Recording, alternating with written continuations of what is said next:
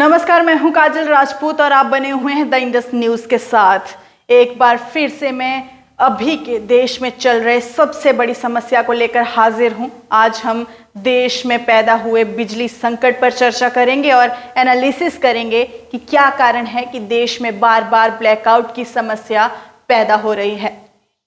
देश भर से आ रही खबरों के मुताबिक विभिन्न राज्यों में बिजली कटौती या तकनीकी समस्या के चलते कूलर एसी शोपीस बनकर रह गए हैं और इस समस्या की सबसे बड़ी वजह कोयले की कमी को माना जा रहा है, जबकि केंद्र सरकार की ओर से साफ मना किया गया है कि इस समस्या के लिए कोयले को कतई जिम्मेदार नहीं ठहराया जा सकता। यानी सरकार का ये कहना है कि देश में भरपूर पर्याप्त कोयला मौजूद है, पर सरकार के इस दावे पर विश्वास करना इसलिए भी मुश्किल है क्योंकि ऑक्सीजन की कमी से हजारों लोगों की मौत के बाद भी सरकार का ये कह देना कि ऑक्सीजन की कमी से देश में कोई मौत नहीं हुई है।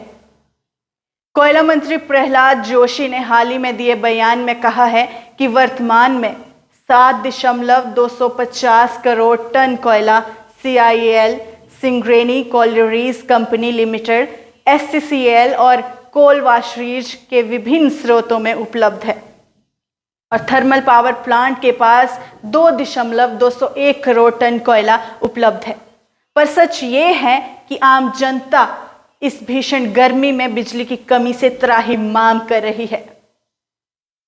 ऊर्जा मंत्रालय की वेबसाइट पर दिखाए गए डेटा के अनुसार 2009 में जहां देश में कुल बिजली का उत्पादन 805 अरब यूनिट्स का था, वहीं 2020 से 21 में ये 1381 अरब यूनिट का हो गया है।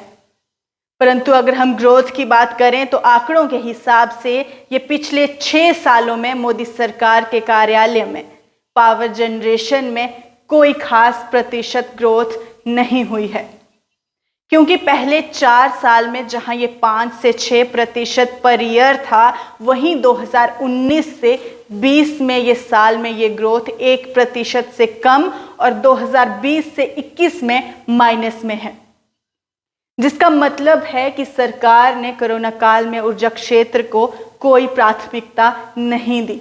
पर इस साल थोड़ा बहुत सुधार जो है इसमें नजर आता।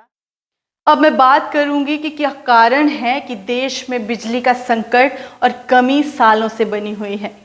तो डेटा का विश्लेषण करने पर यह पता चलता है कि देश में आज भी 53% बिजली कोयले से बनाई जाती है। जी हाँ, भारत देश में 53% बिजली सिर्फ और सिर्फ कोयले से बनाई जाती है, जबकि गैस से लगभग 6% और विंड, सोलर और अन्य तरीकों से 27% बिजली भारत देश में बनाई जाती है, जनरेट की जाती है।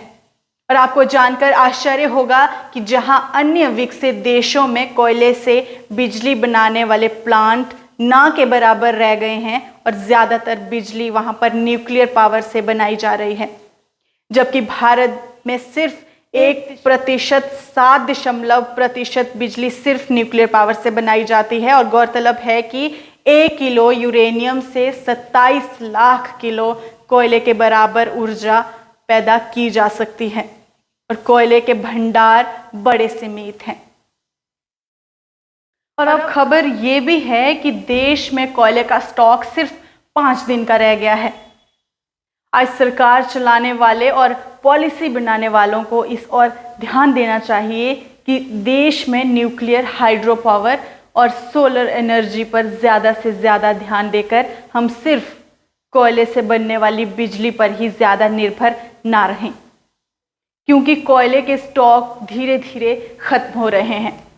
अगर हम एवरेज की बात करें तो दुनिया में लगभग 10% बिजली का उत्पादन न्यूक्लियर पावर से होता है, जबकि भारत का प्रतिशत विश्व की औसत से बहुत नीचे है। और अगर बात करें एक राष्ट्र फ्रांस की तो 70% बिजली न्यूक्लियर पावर से पैदा की जाती है। परंतु इसमें मुख्य अड़चन डालने वाले भारत का न्यूक्लियर सप्लायर ग्रुप का सदस्य बनना है, जिससे वे बिना किसी दिक्कत के अपने बिजली घरों के लिए यूरेनियम और न्यूक्लियर ईंधन खरीद सकें।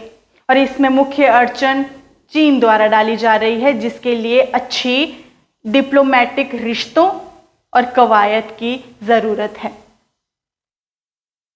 इसी तरह से सरकार को सोलर और हाइड्रो पावर के लिए नीतियां बनाने की ज़रूरत है, क्योंकि इनमें भी किसी नेचुरल रिसोर्सेज का ना होकर इसका सही उपयोग होता है। आज देश में सोलर पावर की बहुत डिमांड है और देश में 54 गीगावाट सोलर कैपेसिटी डेवलप की जा चुकी है, और परंतु सोलर पावर में अभी इंडस्ट्रीज़ को पूरी तरह से ऑपरेट करना संभव नहीं है। यानी सोलर प्लांट तो आप लगा लोगे, लेकिन इससे इंडस्ट्रीज को चलाना मुश्किल है।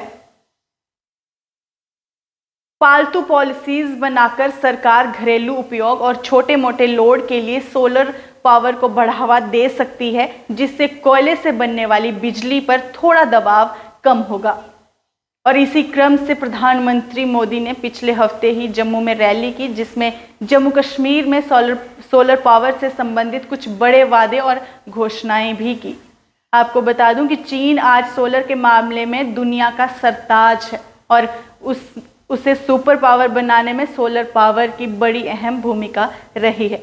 इसके अलावा सरकार को साथ ही जो हिमालय और पहाड़ों से आने वाली नदियों के पानी से भी बिजली बनाकर बिजली की किल्लत में बड़ी कमी की जा सकती है। साथ ही हाइड्रो पावर के बिजली घरों के सही मेंटेनेंस की भी बड़ी और समय पर मेंटेनेंस की ज़रूरत है, जिसमें वे बिना रुके लगातार सही तरीके से चल सके।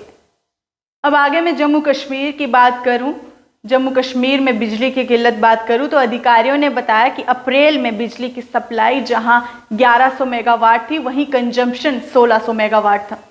इसीलिए यूनियन टेरिटरी की सरकार को अघोषित पावर कट लगाने पड़ रहे हैं। लेकिन अगर जम्मू कश्मीर में उपलब्ध हाइड्रो पावर के नेचुरल रिसोर्सेज पर सरकार काम क्यों नहीं कर रही, ये नहीं बताया गया।